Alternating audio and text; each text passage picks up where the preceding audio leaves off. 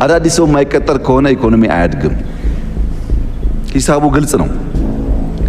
ወደ ኋላ ስንመለስ ይሄ የፖለቲካ መድረክ ስላልሆነ የኛ ፕራይቬታይዜሽን ሲሰራበት የነበረውን መንገድ በግሌ በጣም እማዝንበት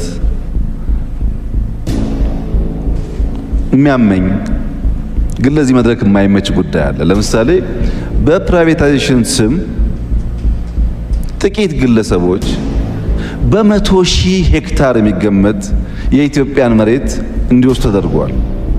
ምንድነው አውዱ? ምንድነው የተሸጠበት መንገድ ብለህ ስታይ ልውረስ ካልክ የደርግ መንግስት ልትሆን ነው።